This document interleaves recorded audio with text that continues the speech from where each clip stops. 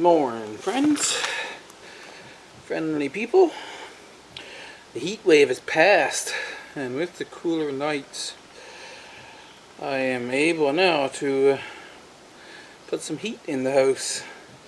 Namely, I'm going to cut some herbs and make a big pot of herbal tea that I'll condense down and have herbal tea concentrate. So first off, I'll cut down all these catmint, and that way they won't be flowering and spreading more seeds that I don't want them to do now.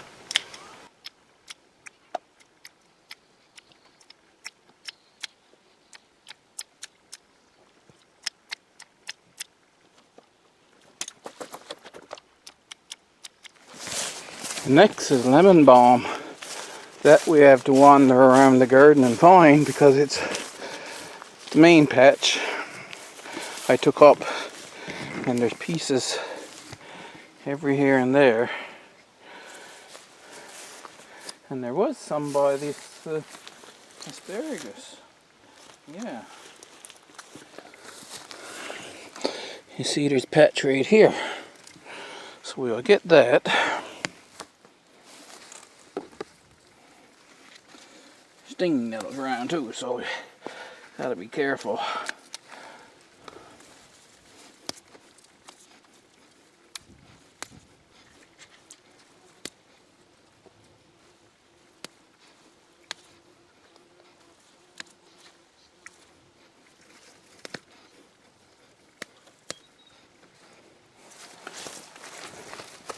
There's a little bit right here, just behind the back deck.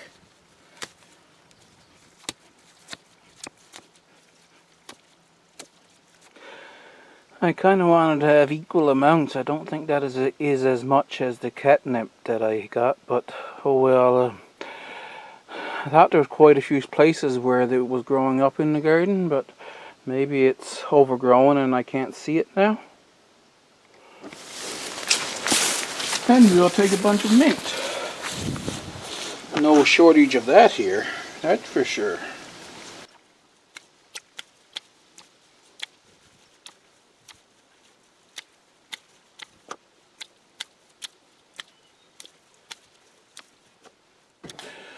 So I had 158 grams of mint, 92 grams of lemon balm, and 161 grams of catmint. I had some dried chamomile flowers, so I threw them in there. That was a couple cups, I dare say. And there's 12 liters of water in there. So I'll boil that, strain it out and squeeze out all the water that I can.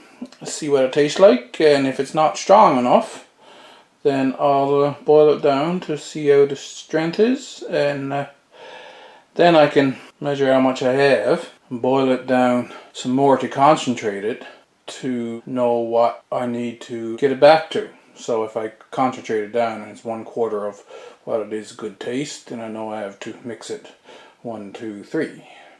1 cup of concentrate to 3 cups of water. Now I get to harvest some tarragon. It has grown up quite a bit.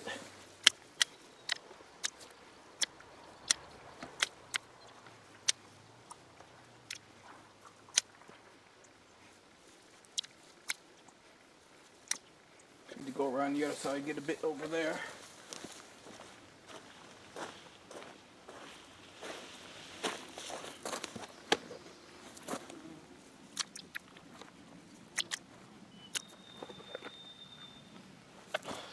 There's that. Last time I cut the sage, I was just separating it, the different herbs from each other.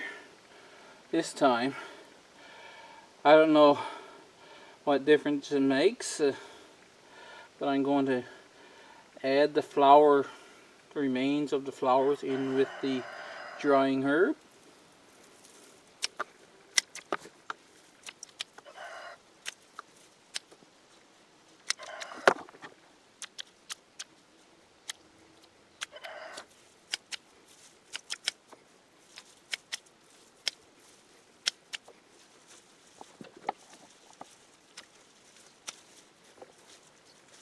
So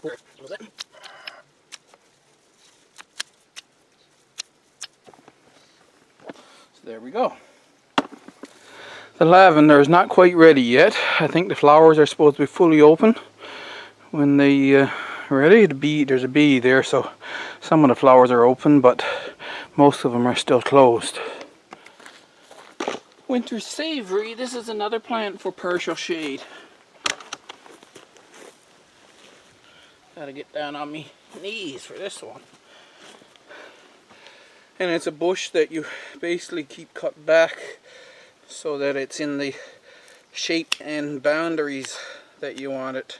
So if you want clear pathways, you have to cut it back over here like I'm doing now. I don't know how high it will grow if you let it. Not really that high now, and I get plenty if I just keep it within the borders that I've set for it.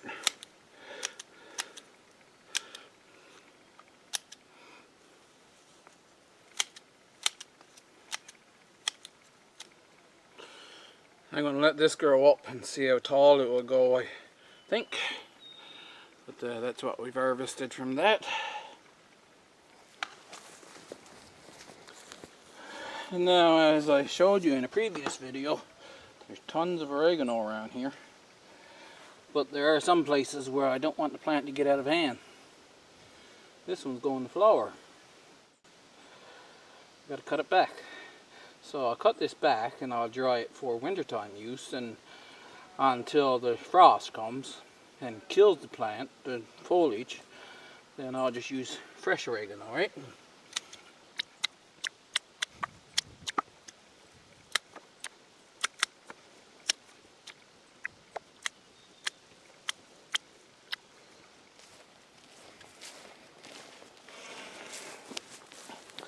But there's another two plants I have to cut back. Actually, just this one apparently. A couple sprigs off the other one. This is the one I haven't been using it. It's not that I don't like it. I really like oregano. I just haven't gotten into the habit of using oregano. So I really need to get into the habit of it now, because there's just way too much of it. I had kohlrabi back when I was a child, and I remember it as something I really liked. So I've been trying to grow it. First year was a dud. Last year I got them to grow, and when I went to harvest them, they were really hard and woody. So I did the research, and it says that you harvest them when they're 2 to 3 inches across. I mean, it's not a perfect globe, so across this way, 2 to 3 inches, and this one is 2.5 inches across. I have 3 more there that I'll let grow a little bigger, but I am really anxious to see what that's like, so I'm going to harvest that one. And they don't grow back, so when you harvest them, you just harvest the entire thing. Let's take these, snip that. Now, it is a brassica, so the leaves are edible, and I'm going to use those leaves in a stir fry later today. Oh, you dug into the skin quite easily, so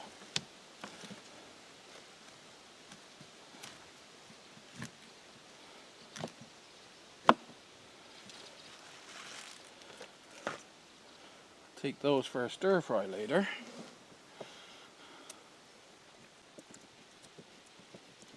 Now the root portion is hard. I had to use the pruners to get it cut, as you've seen.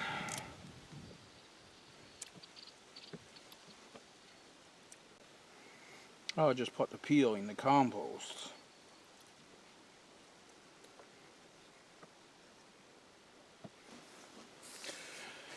Okay, so you can see the difference in the color, eh? Up to where it's hard.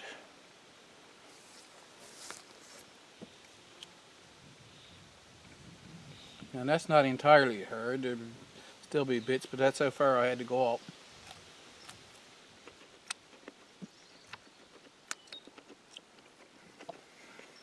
Really delicious.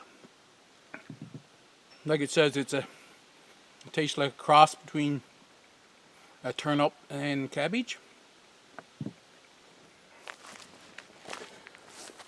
In my stir fry, I want to add some amaranth and mustard greens, and I noticed there's some along here, and it is just volunteers that I'm trying to control. So there's some mustard greens here. Take them up root and all. Chop off the root. Boiled wheat. Here's a little amaranth. Another little amaranth.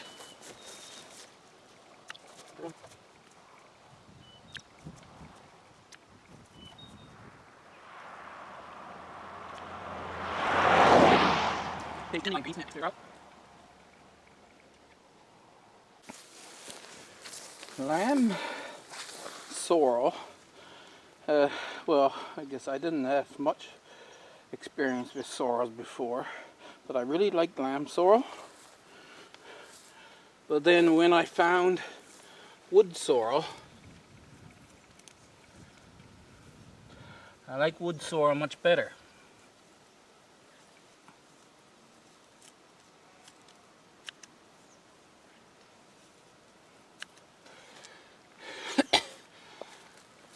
And the nice thing with wood sorrel is that it makes a really good ground cover, but it's really easy to remove. It's as easy as lamb sorrel. There's a bit of lamb sorrel here as well.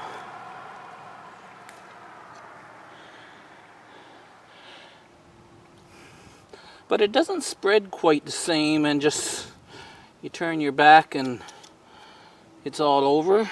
Lamb sorrel does. Wood sorrel kind of spreads much slower.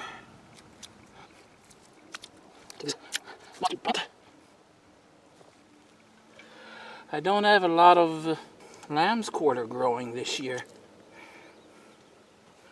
which is kind of a surprise.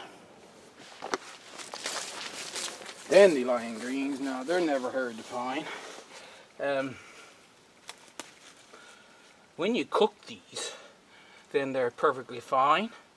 If you eat them raw, then they've got the bitter dandelion taste. I'm going to put them in a stir fry, so if I was going to eat them raw, I'd cut out the mid vein, but in a stir fry I just cross cut them and throw them in.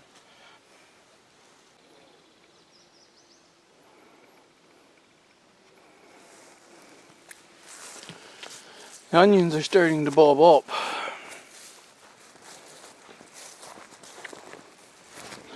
The red one that was right there, it got to about a golf ball size, and then it flopped over like it was done growing, so I harvested it. Over here among the red Weathersfield, there was a white onion. I think there's some more, but it was in right here, and it was getting bigger, and it was over almost touching this red one. And so I harvested that one, and it was just a little bigger than the red one that I harvested. So I'll combine my greens. I'll chop them up and fry them, but I'll cut up the onions first and saute them. Then I'll put the greens in, cook them down a bit, and I have a scrambled egg mixture. Throw that in there, scrambled eggs from my own ends. And throw that in there and mix it around, and it turned out to be a very tasty stir fry.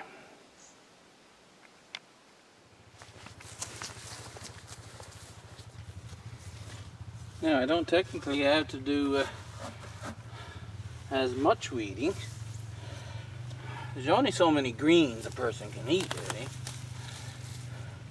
And not only that, of course there's only so many greens you're going to want to eat, and these are high in oxalic acid, so if you eat very many of them, you're going to end up with a stomach ache anyway. So I am going to harvest a 5-gallon bucket full of greens to give to the hens. Pull up the grass as I'm going along, And the ranunculus family, like the buttercups, I don't bring those into the hens. But amaranth, lamb's quarter, buckwheat, which most people call bindweed, plantain, all of those, dandelion, they go into the hens.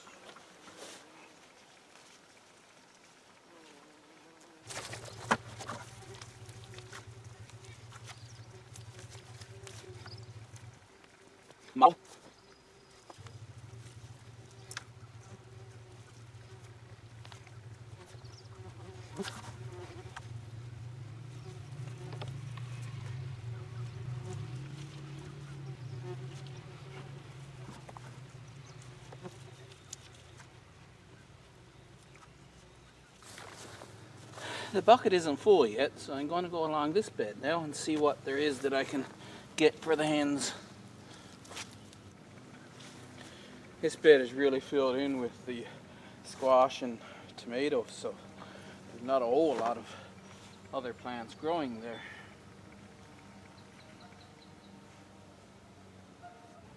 Now I guess we're going to have to go to the next section of the fence.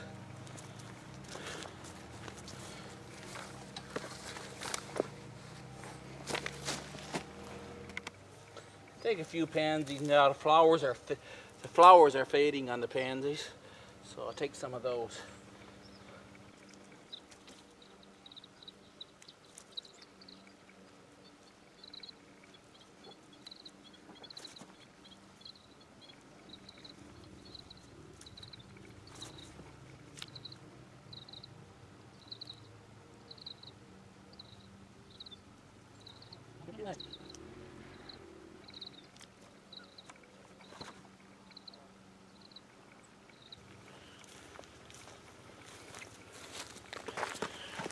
So I've got a bucket full of greens to bring to the hens.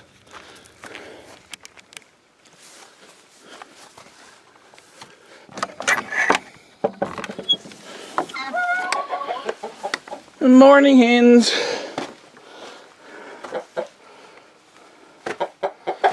Hello, Mr. Rooster.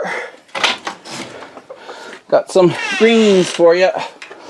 See, I put in a 5-gallon bucket full of greens a couple of days ago, and it looks like they ate most of it. So, and they seem to enjoy kicking around in it.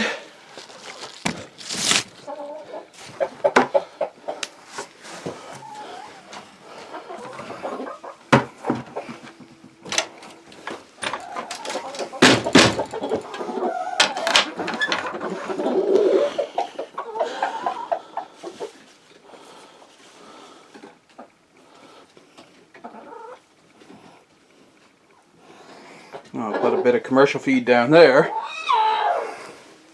They don't eat so much commercial feed when I'm bringing them greens.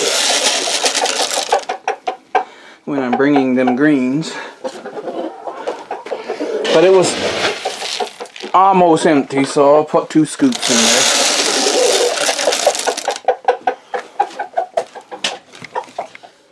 The wild raspberries were the first to start to ripen up. So this is a little patch of wild raspberries I have here.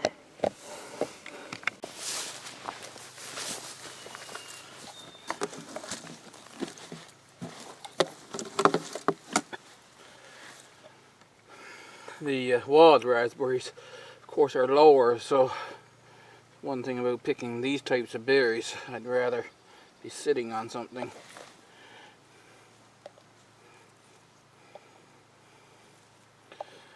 Not going to be a huge amount, so I don't think I'll fill up this container. So rather than take put the one on my side, I just brought this container out.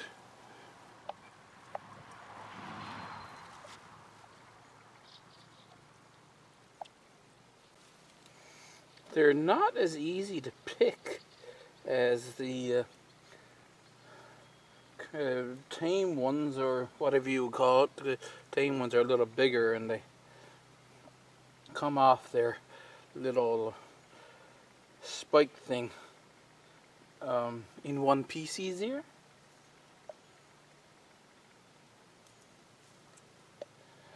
The thing we didn't like about picking wild raspberries when we were kids wasn't so much the picking the berries, is that you'll get your container half full and then you pick just as much again and your container is still only half full,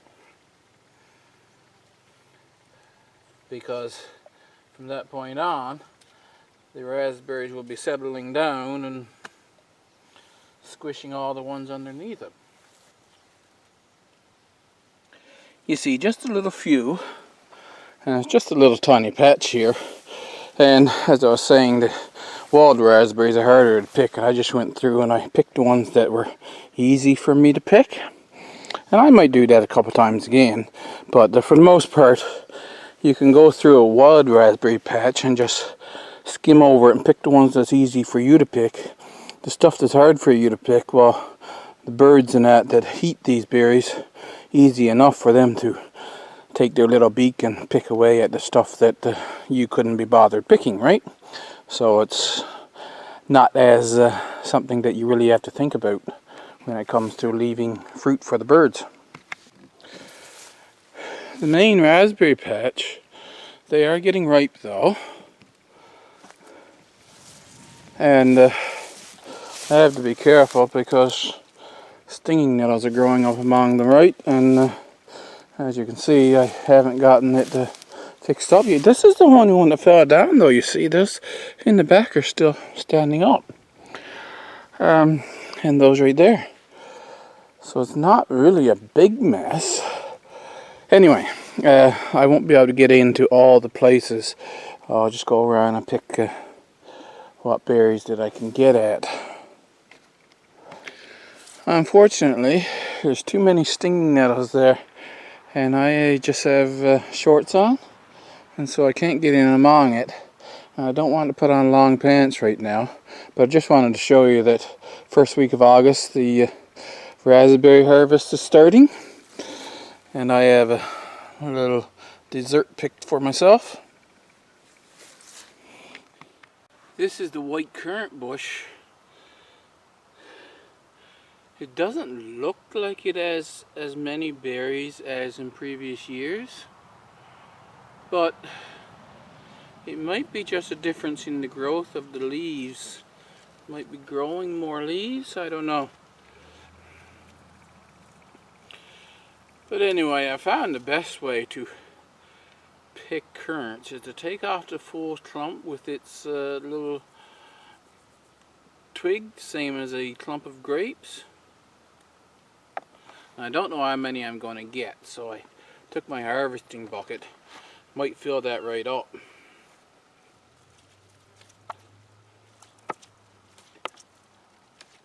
Can't say I enjoy the tediousness of picking a currants off a bush that produces as much as this one does.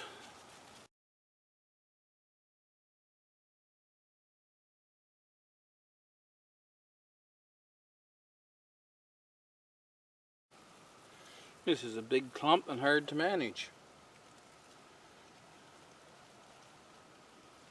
I'm losing quite a few berries, so that's why I try to get off with the full truss, because I don't be dropping berries all over the ground. Not that it matters, birds don't come for these berries anyway, I don't know why.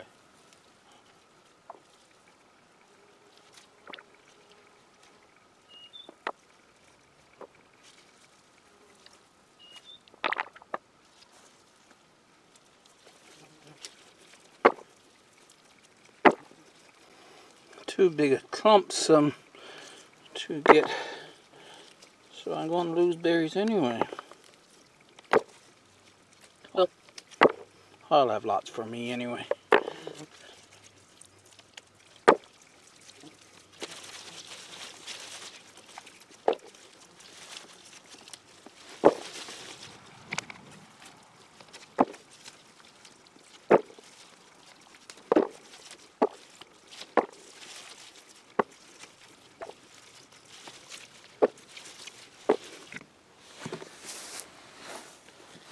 I'm finding that because the clumps are so big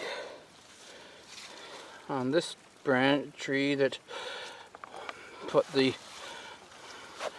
container underneath and just gently roll at them, and then the ones I lose will just fall right down into the container. I don't have to squeeze them like I'm trying to hold on to them.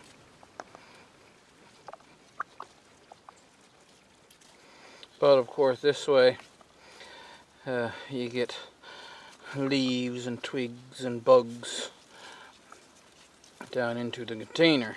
And I'll go in the cool of the basement and turn on a little paper wasp. That's my friend that controls the cabbage moth around here.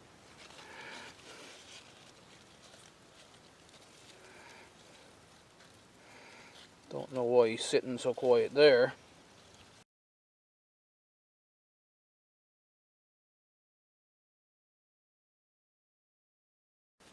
Oh, he's damaged or what? He's down on the container now, buzzing his wings. He just buzzing away. He has a stinger, so I can't really touch him, see? Oh, there he goes. Must have gotten wet, I guess. He had to dry himself off.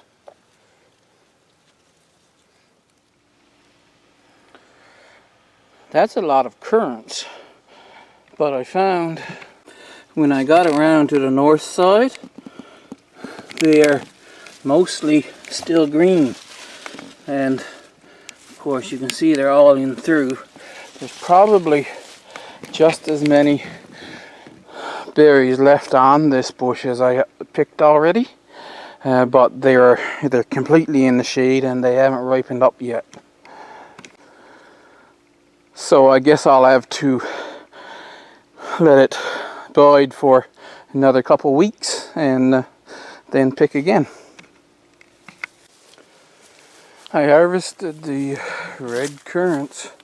I didn't record me harvesting them though, what a shame. There's quite a lot of red berries on that bush. Black currants, see I've got 2 black currant bushes here. They don't produce as much yet, so I just got this little container again, and I'm going to pick what little ones are ripe there. They're kind of really much a sharper berry, so I just go by and if they're a little squishy, I say okay, they're ripe. There's some more on those 2 bushes waiting to get ripe. But yeah, as I got that, enough for just a little bit of currant jelly. Even this tree is producing less cherries than I expected it to. And cherries are starting to get ripe.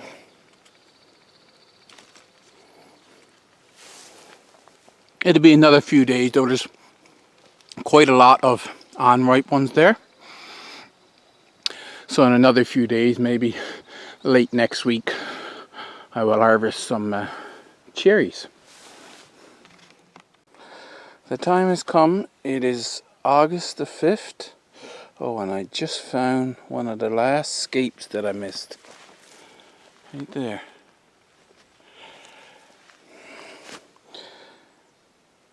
August the 5th.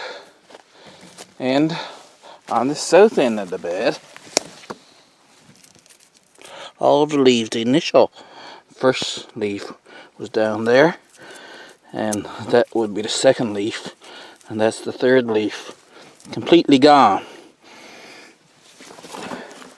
Some of them on the north end of the bed are, the third leaf is only half brown, but I'm going to harvest the works now.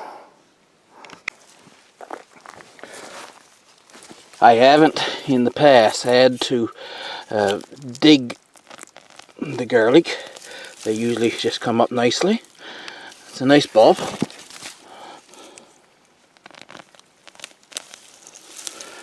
That's another small one. This one will be small.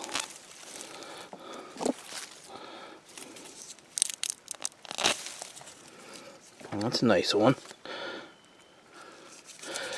You see, if I let this go any longer, that paper has come off, but if the next one starts to come off, then your bulb is starting to split, see?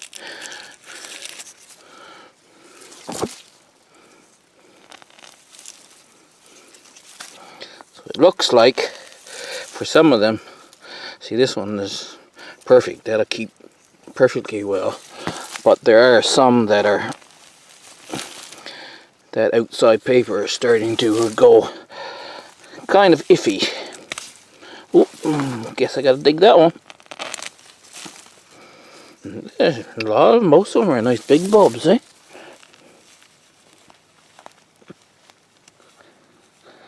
I don't remember ever having to do this before with any of them.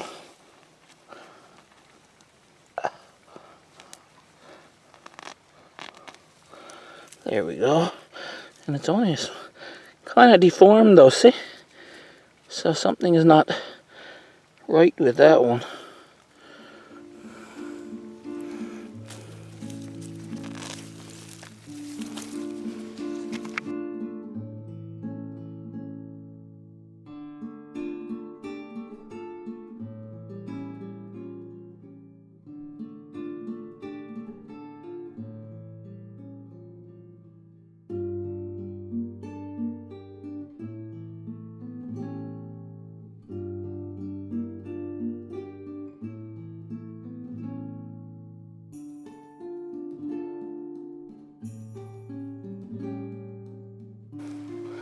This is the only one I found in this condition,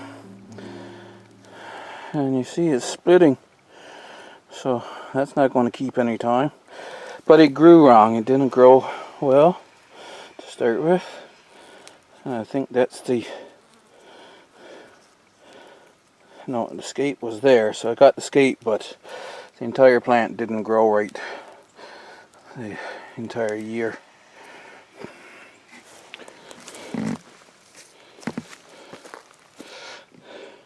So 1, 2, 3, 4 piles. Most of them are really nice sized bulbs, see? Of course you would expect some smaller ones, but the greater percentage are really nice size. I've laid them out here on the grass that I mowed yesterday so that the soil can all dry, and then I'll be able to wipe them clean. That was the harvest for the first week in August. I have to decide if I'm going to plant anything in this bed here now. Hope you enjoyed it, and maybe I'll report in again next week. See you in the next video.